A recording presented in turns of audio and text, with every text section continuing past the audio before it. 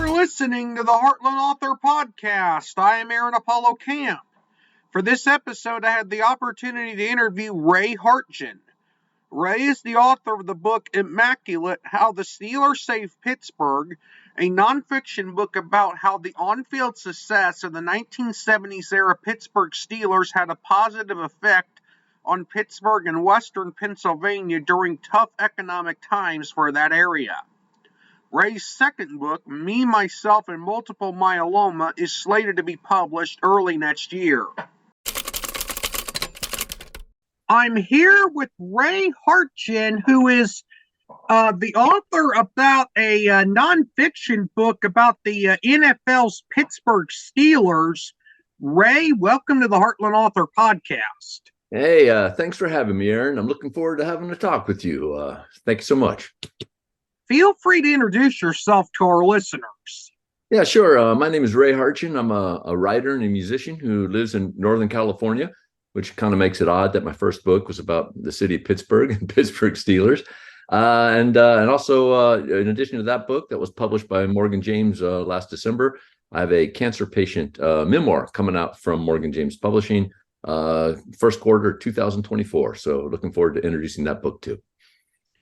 Now, without spoiling too much of your book about the NFL's Pittsburgh Steelers, what is that book called and what is it about? Yeah, so the title of the book is Immaculate, How the Steelers Saved Pittsburgh. And I co-wrote it with a good friend of mine, Tom Olenek. And Tom is a lifelong Pittsburgher, or a Yinzer, as in the local lexicon. And Tom, for 20 years or so, has bantered around this idea that Pittsburgh had to go through a very difficult deindustrialization transformation of its economy, much like all of its Rust Belt cousins, like Cleveland and Detroit and the like. But as all those cities struggled going through a transformation, a deindustrialization transformation, Pittsburgh came out kind of smelling like a rose at the end of the deal. For the last 25 years or so, Pittsburgh is I call it one of the most listable cities in the world, because it's constantly showing up on most livable cities in the world and so on.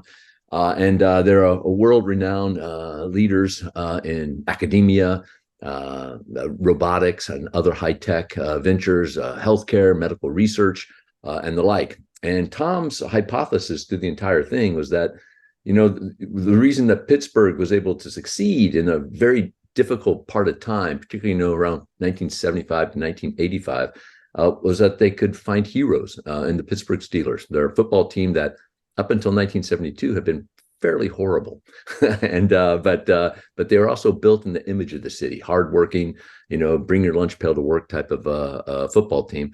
And so we collaborated on this book, just trying to tell the story, weaving the stories in of the history of Pittsburgh, and the history of the Steelers, tying it around those great dynasty teams from the 1970s, 4 Super Bowl championships in 6 years, and how they kind of provided a catalyst. They provided heroes for the city when they needed them at the most.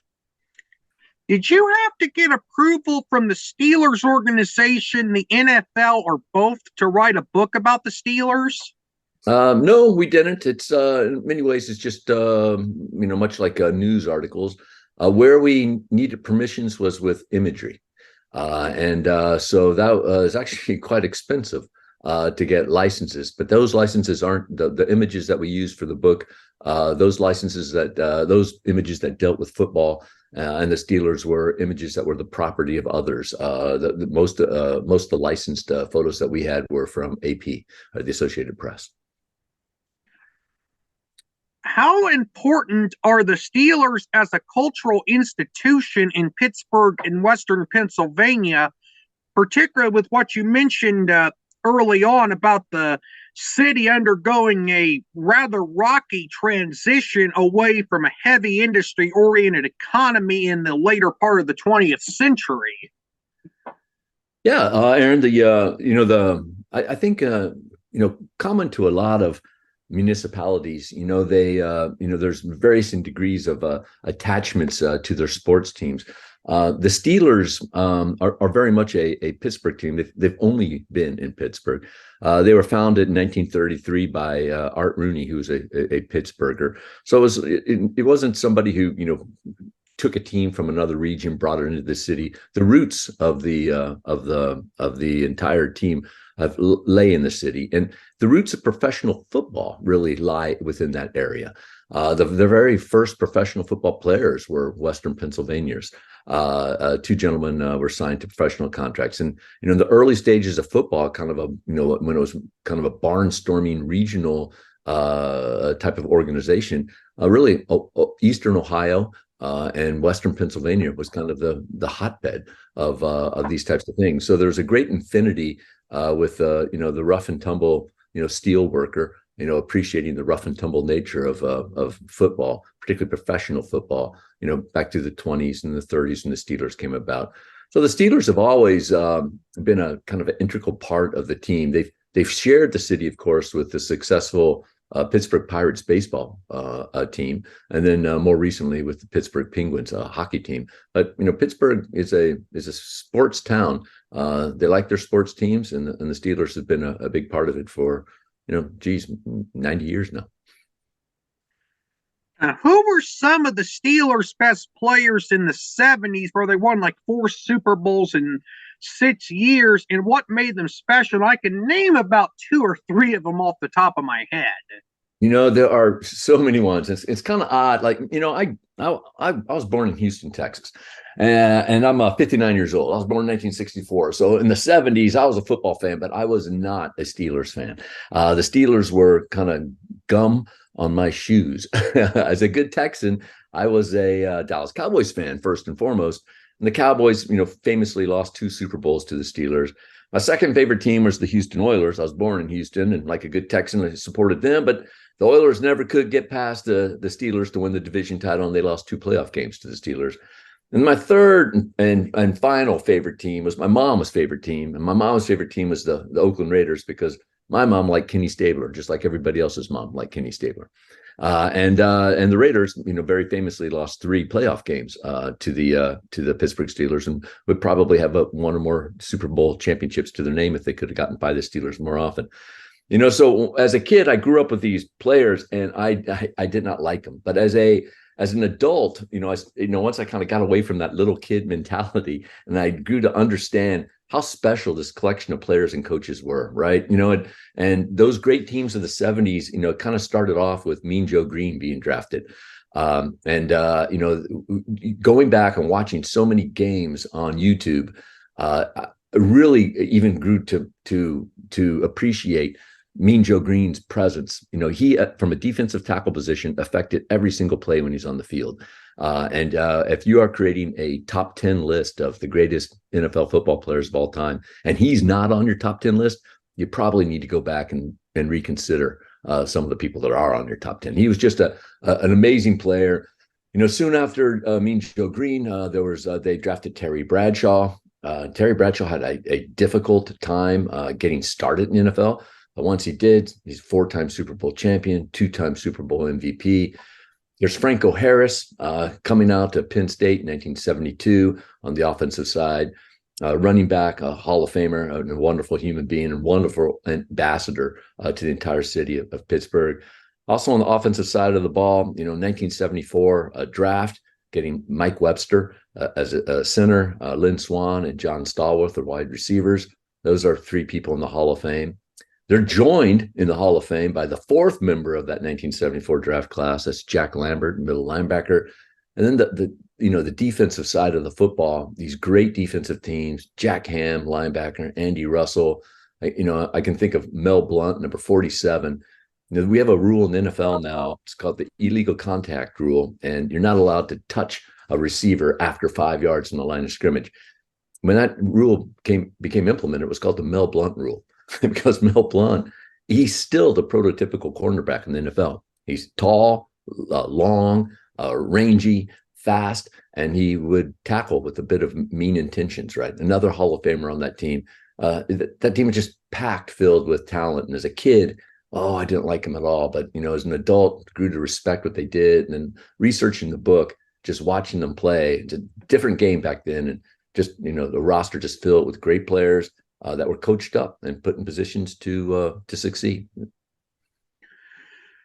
Okay, Morgan James Publishing, as you remembered, is the publisher of your book. Is Morgan James a self-publishing company, a hybrid press, a small traditional publisher, or an imprint of a bigger traditional publisher? That's a great question, Aaron. And as you know, the publishing industry has kind of morphed. You have your traditional publishers, legacy publishers. I always use Simon & Schuster as an example at one end of the spectrum. Then you have the self-publishers, what we used to call 40 years ago is vanity press, but much different now. And then there's hybrid publishers. And in my opinion, everybody is sort of a hybrid publisher. Morgan James is classified by most as a unconventional traditional publisher. Unconventional in the way that they don't offer a very big advance. And they were born, Morgan James, as to support the author entrepreneur. And so when they first started, in a way, it was a bit more of a hybrid type of thing. But I think as in talking to authors, most publishing houses are kind of meeting in the middle of hybrid. Writers are responsible for promoting and marketing and selling their book. Almost every book contract comes with an author's obligation to sell, 1,000, 1,500, 2,000 books or what have you. And Morgan James, I think, was one of on the forefront of that type of hybrid publishing to begin with. Does that answer your question? Yes, it does. Now, what is the process of getting a book published through Morgan James if that's a publisher a particular author is considering? Yeah, the process is really kind of the same for a lot of them. You can go the route of a literary agent, but that's pretty difficult. And you're also having to, if you don't know a literary agent already, you have to pitch your book to an agent, and you might as well just pitch it to a publisher as well. Publishers are interested in a book proposal. Book proposals, surprisingly, when I first came into this thing, I didn't know anything about it. When I started looking into it, a great resource is the Book Bible, written by Susan Shapiro. A book proposal can run over 20,000 words, which doesn't sound like a lot. But when you think about like maybe the average nonfiction book is maybe around 50, 60,000 words, a big chunk can be your book proposal. And the merit of your manuscript is a significant contributor to whether you get a no or go or no-go decision from your publisher. But probably equally as important is who you are as an author. Because the author is going to be responsible for taking the bulk of the promotion and marketing of the book. They want to know about the social communities that they're involved in. Does the author have a podcast?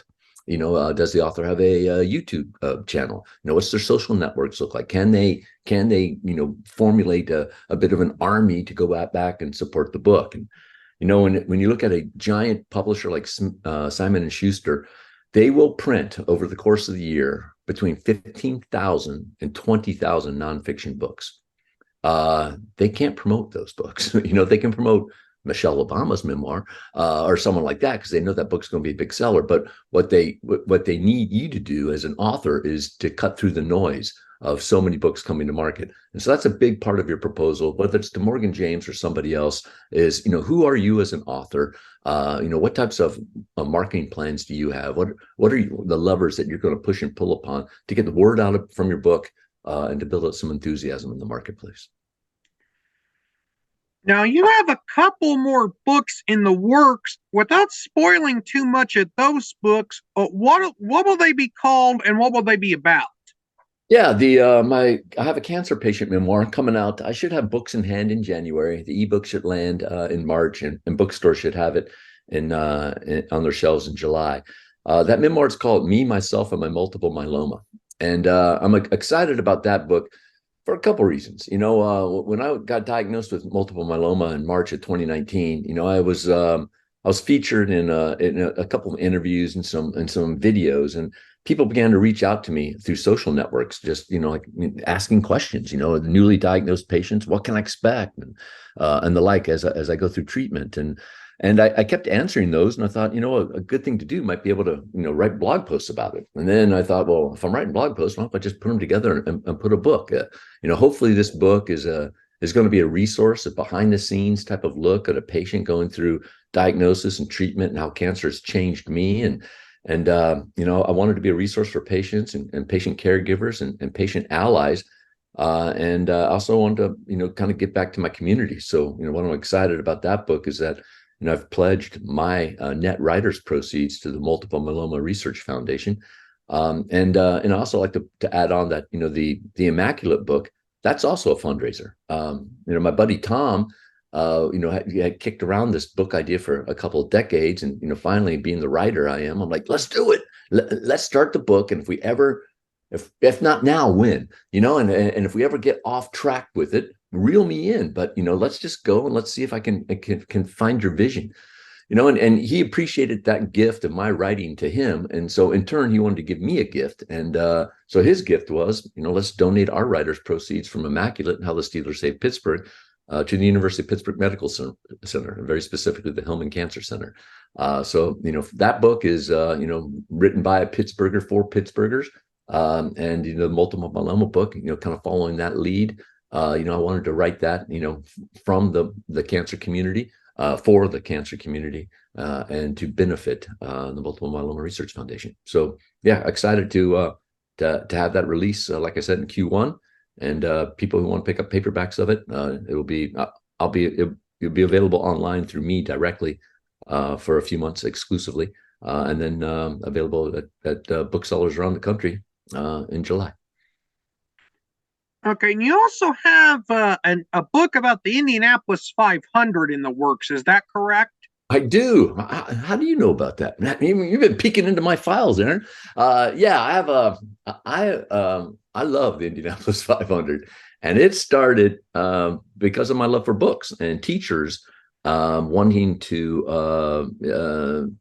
have us fall in love with books. And very specifically, there's the Scholastic America little catalog, that kind of like newspapery thing. You're probably familiar with it, but certainly anybody my age is familiar. That was many years ago. That was like when I was like in the, I think I was like in the sixth grade the last time I had one. Absolutely, it's an elementary school staple, right? And one day I'm going through the catalog and I see a book written by Hal Heedham, I think his name is, and it's called The Indy 500 30 Days in May. And I'm like, oh, this sounds cool. It's, and it was a diary, the 1970 race. And I read and reread that book a lot. I've probably read it 25 times.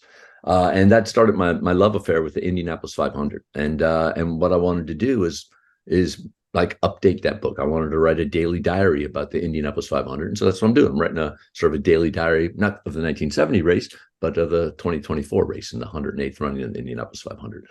So I haven't sold that one in yet. It has started because in my mind, the start of next year's race really begins with the end of this year's race. But I have not sold it to Morgan James or anybody else. So if you're a publisher out there and you're interested, you can contact me through Aaron. Now, you mentioned you're writing a book about your battle with the multiple myeloma. What is it like to battle multiple myeloma? And I imagine it can't be good.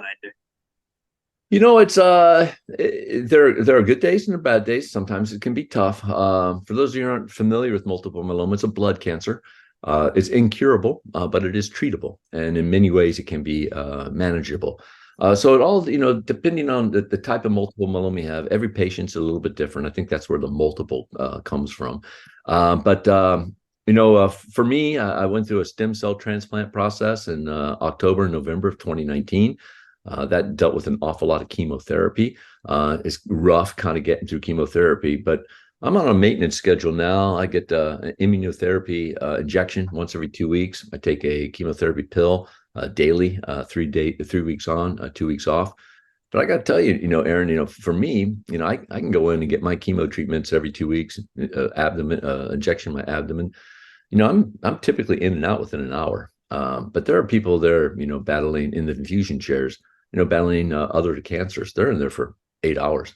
There's some people in my cancer support group there, with their therapies 30 hours of chemotherapy. They actually take it home in a pump and then come back the next day. So, I'm not complaining about the things that I got to go through. We all get something. It takes a village. I appreciate you asking. The cancer is a difficult diagnosis. When I first got diagnosed, I thought about it all the time. The moment I woke up, I thought about cancer. Seconds before I fell asleep at night, I thought about cancer, and I thought about cancer a lot in between.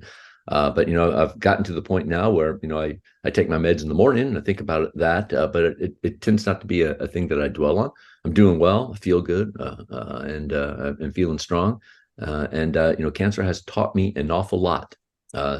Sometimes patients view cancer is taking things away from them, and cancer does take some things away, and you have to change the way your outlook on some stuff. But before cancer, I was a bandmate and a boss and a teammate and a father and a husband, a brother, et cetera, et cetera, et cetera. I still have each and every one of those roles, and all the accountabilities I have with those roles and all the goals I want to achieve within those roles.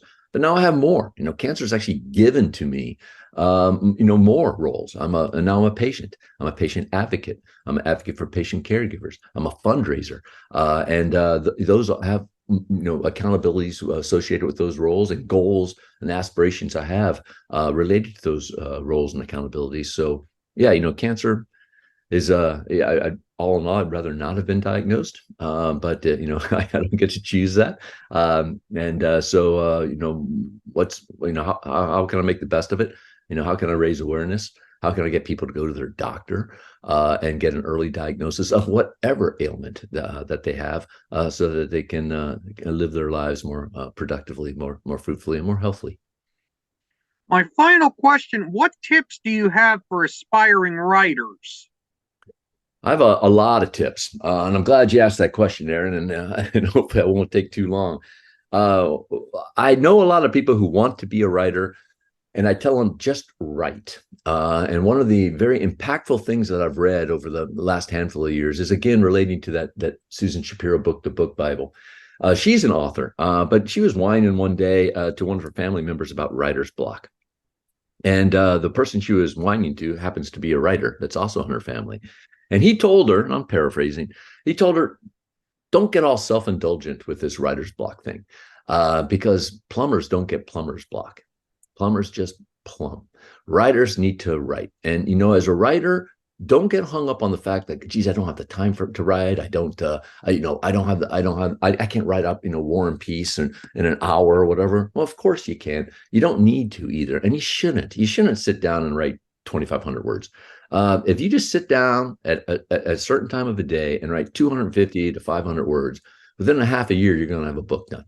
And so, first tip to writers is write. You have to write. If you're not writing, you're not a writer. You want to be a writer, but if you are a writer, write. Find the time to write. It doesn't have to be a lot. Do 250, 500 words a day, and you've got a compelling chapter within a couple of days. If you have a compelling act of your book, a month, and within a half year, you have a book. A second tip I give a publisher or to give writers is that publishing takes a long time. Most publishers like to have an 8 to 18 month ramp to delivery, because they have to, get the distribution deal with Ingram or whatever distribution. They need their sales teams to go out and present the book to book sellers, and it takes a long time to do it. It's a process that I've learned a lot about. Interior design, for example, for a book. I thought my words were the interior design. That's not the case at all. An interior design takes a couple of weeks, and then going back and forth, if there's any changes, that takes another couple of weeks. It's a month for an interior design. It takes longer, literally, for the interior design than the cover design. If you got an idea for when you want a book published, keep in mind it's an 8 to 18 month type of process, even if you self-publish. And then, of course, what we have talked about, Aaron, be prepared to promote and market your book. If you don't do it, no one else will. I think that's an important consideration for folks. And then, you build that book proposal, and look at how you play a role in that. do you have a podcast? Do you have a YouTube channel? Do you have a Facebook account and Instagram and all that? How can you build up an audience and a network for people who are going to be excited to see your book come out? Ray, you were a very insightful guest for this podcast, and I thank you for appearing on the Heartland Author podcast. It's my pleasure, Aaron. Thank you so much for having me on the show. I appreciate it. I hope your audience digs it, and I'd also like to encourage them through how you play this out on YouTube and the like. If there's questions from the audience, please just mention me so I'm aware of it, and I'll be happy to answer any questions anyone might have. And I appreciate it again, Aaron, for having me on. Thank you. This episode is dedicated in memory of legendary Steelers running back Franco Harris, who passed away 1 year ago to the day this episode was uploaded. This is Aaron Apollo Camp reminding y'all to write your imagination. Bye for now. You can learn more about me and my book writing projects at campaaronapollo.wixsite.com/authoraac. You can follow me on Facebook at AuthorAAC and on Instagram at AACScribe. Copyright 2023, Aaron Apollo Camp, all rights reserved. This podcast episode is intended for the private listening of our audience. Any reuse or retransmission of this podcast episode without the express written consent of the podcast host is prohibited, except under fair use guidelines. Royalty-free music and sound effects obtained from https://www.zapsplat.com.